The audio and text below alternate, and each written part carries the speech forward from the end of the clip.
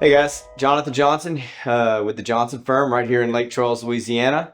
With you today with Cooper Fournet. He's one of our attorneys in our personal injury department. Um, we've been doing these shorts to try to explain some of the different things that commonly come up in cases that we handle for clients. Today, we're going to be talking about contingency fees and how they affect what clients get, how lawyers get paid in personal injury actions, and how that affects a client's out the door money that they receive for their injury. So, Cooper, what do we mean when we talk about a contingency fee? You're right. So a contingency fee in a personal injury case means that the attorney's fee is contingent upon the recovery for the client. So the attorney is not charging by the hour, is not charging a flat fee. Their recovery is based on how much the client settles their case for.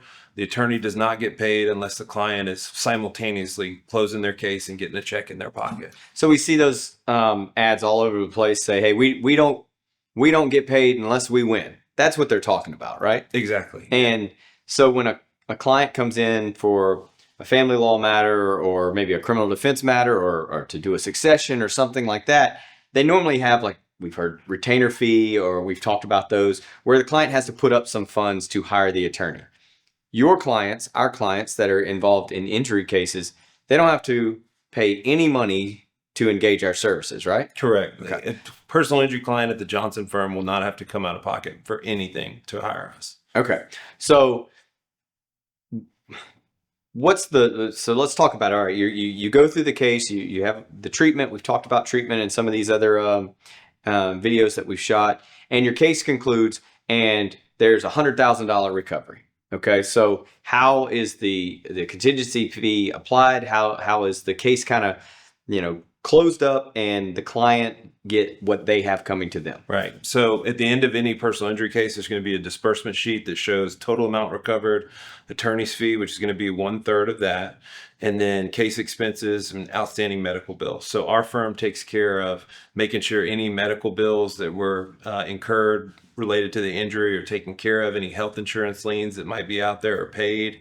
But for the caveat that, our main goal is to make sure the client is getting made whole. Mm-hmm. Sometimes in cases there's policy limit issues. If the attorney's fee on a paper would be more than what the client would end up with in their pocket, we always reduce the fee to make sure that the injured person ends up with more than the firm. So that fee generally is 33 1/3, a third of the overall recovery. But that's the max it's going to be. It can be less than that if we look at the case and we say, look, there was policy limit problems, there was really high medicals or something like that that's really bringing down the amount that the client's actually going to see, and they're the ones that went through this, and so we adjusted at that point. Correct. Okay. Exactly.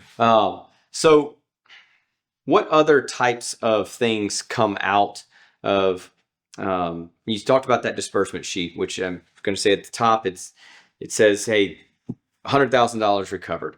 Then it's going to show the attorney's fee, the 1/3 of that. And then there's going to be other things listed on there that are paid. What are those specific things? It's all case related expenses.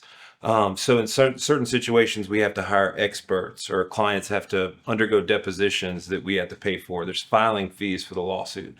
Those kinds of things come out after the attorney's fee. Mm-hmm. But then also, if there's outstanding medical bills or liens related to accident related treatment, then we make sure those are taken care of as well, because we want the client to know that when the case is over, they end up with money that they don't then have to be worried about, okay, did this ambulance bill get paid? Like, we take care of all that for them so that they know with their in-pocket recovery, they can go move forward, be made whole, try to, get their life back. Okay, so come in.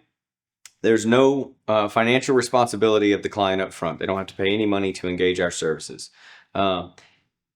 As the case is going on, we are covering the expenses that you're talking about there, deposition fees, filing fees, hiring experts, or any of that stuff. That's coming, the firm is paying that. The client's not paying that either, correct? Absolutely. All right. Yes. And at the end, once there's a recovery, those things are paid back from the recovery.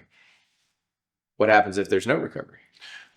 It's all on us. Right. We take the risk, and that's just part of our world that we live in. Right. And what forces us to make good decisions about what cases to take and what cases are appropriate for us to be involved in. So the client can know if they come in and they meet with us and we go through all the details of their case, and you sit down and I've seen your consults, you go through all the details of explaining everything. But if you choose to be involved in that case, then the client can know that you believe that that case is worth the risk of the firm putting our own money out there to win the case, knowing that if we're not successful, or if there's something that limits our ability to recover for this client, we could be taking the financial risk there and lose that money, right? Exactly. So, right.